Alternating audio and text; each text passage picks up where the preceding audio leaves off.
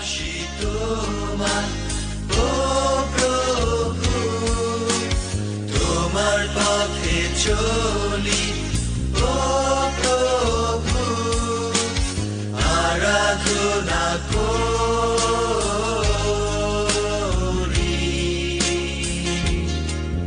আমার হৃদয়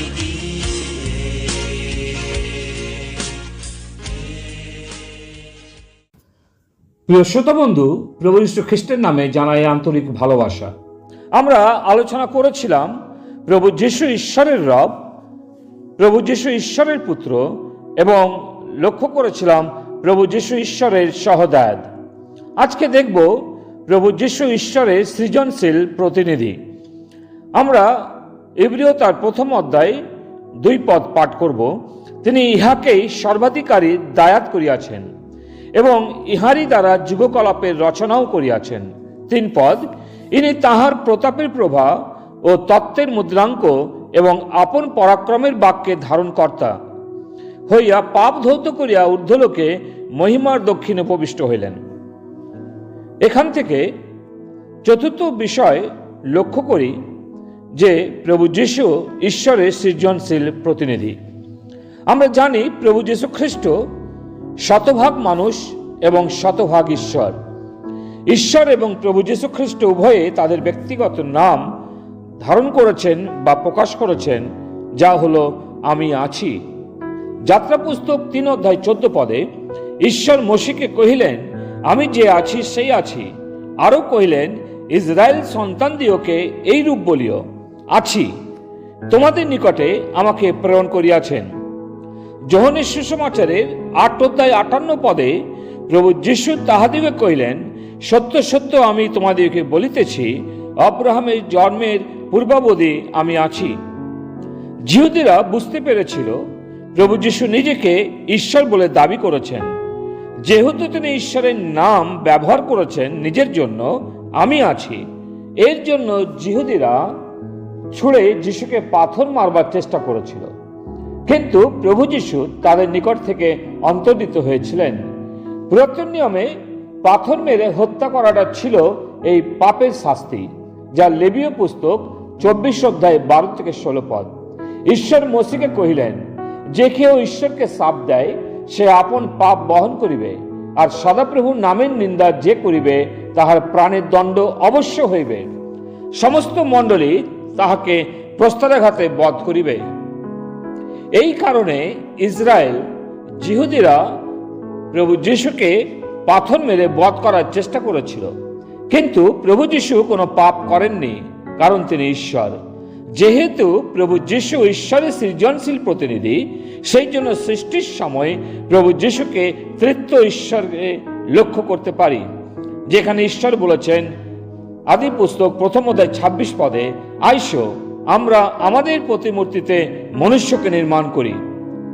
ঈশ্বর বহু বচনে কথা বলে প্রমাণ দিয়েছেন পুত্র প্রভু যীশু সৃষ্টির সময় পিতা ঈশ্বরের সাথে অবস্থান করেছেন। একমাত্র প্রভু যীশুই ঈশ্বরের সৃষ্টির প্রতিনিধি।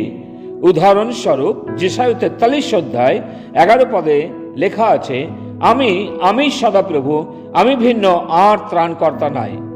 প্রথম যোহন তার 4 অধ্যায় 14 পদে লেখা আছে, আর আমরা দেখিয়াছি ও সাক্ষ্য দিতেছি যে পিতা পুত্রকে জগতে ত্রাণকর্তা করিয়া প্রেরণ করিয়াছেন। আমরা প্রথমত যেশায়াতে পড়েছি ঈশ্বর ইয়াহওয়ে বা যা হচ্ছেন একমাত্র পরিত্রাতা। আবার দ্বিতীয় অংশে যোহনের পত্রে পড়েছি যে ঈশ্বর যিশুকেই জগতের পরিত্রাতা রূপে পৃথিবীতে পাঠিয়েছেন। অতএব অন্য কথায় বলতে গেলে প্রভু যীশু ঈশ্বরের পক্ষে কাজ করছিলেন, কারণ তিনি ঈশ্বর কর্তৃক প্রেরিত। অন্যদিকে প্রভু যীশু তাই করলেন যা ঈশ্বর প্রভু যীশুকে করাতে চেয়েছিলেন। জগতের পরিত্রাতা প্রভু যীশু, এবং তিনি নিজেই বলেছেন মার্কের 10 অধ্যায় 45 পদে, কারণ বাস্তবিক মনুষ্যপুত্র পরিচর্যা পাইতে আসেন নাই, কিন্তু পরিচর্যা করিতে এবং অনেকের পরিবর্তে আপন প্রাণ মুক্তির মূল্যরূপে দিতে আসিয়াছেন। প্রভু যীশুই পিতার সহিত অনন্তকালে ছিলেন, আছেন ও থাকবেন। ইব্রিয় 13 অধ্যায় 8 পদ বলে, প্রভু যীশু খ্রিস্ট কল্য ও অদ্য এবং অনন্তকাল যে সেই আছেন, তিনি অপরিবর্তনীয়। সেই প্রভু যিশুতে আমরা মুক্তি ও পাপের মোচন পেয়েছি এবং প্রভু যিশুতে আমরা নতুন সৃষ্টি, পুরাতন বিষয়গুলি অতীত হয়ে গেছে। হ্যাঁ প্রিয়, আজ সকালে আমরা আমাদের সৃষ্টিকর্তার আরাধনা করি, যিনি সবকিছু সৃষ্টি করেছেন। সর্বোপরি তিনি আমাদের নতুনভাবে সৃষ্টি করেছেন। এই মহৎ ঘটনা ও কাজকে স্মরণ করি, যা ক্রুশীয় মৃত্যু দ্বারা সম্ভব হয়েছে। তিনি যদি ঈশ্বর কর্তৃক প্রেরিত না হতেন, তাহলে আমরা নিজের পাপ প্রযুক্ত মৃত্যুদণ্ড পেতাম এবং আমরা অনন্ত নরকের যন্ত্রণায় থাকতাম। কিন্তু প্রভু যিশুকে ধন্যবাদ জানাই, তিনি পিতার আজ্ঞাবহ হলেন। মেষি যেমন লোমছেদকের সম্মুখে নীরব থাকে, তদ্রূপ তিনি নীরব ছিলেন। আপনার ও আমার জন্য মৃত্যুবরণ করতে এসেছিলেন। তিনি সৃষ্টিকর্তা, কিন্তু আমাদের মতো সৃষ্টি মানুষের প্রতি তার ভালোবাসা প্রদর্শন করলেন, যেন তিনি সমস্ত সৃষ্টির কাছে আরাধনা ও প্রশংসা পেতে পারেন। তাই আসুন আজ সকালেও প্রভু যিশুর নিকটে উপস্থিত হয়ে পবিত্রতায় তাকে আমরা আরাধনা করি, তার কাছে আমরা প্রণিপাত করি।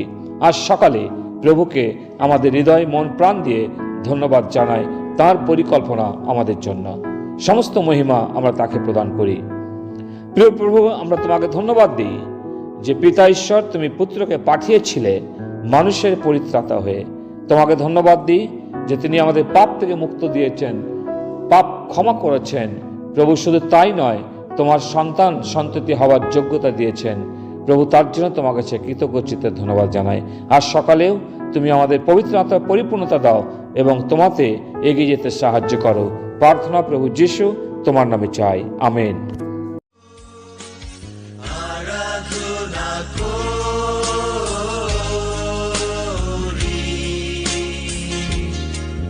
আমার হৃদয়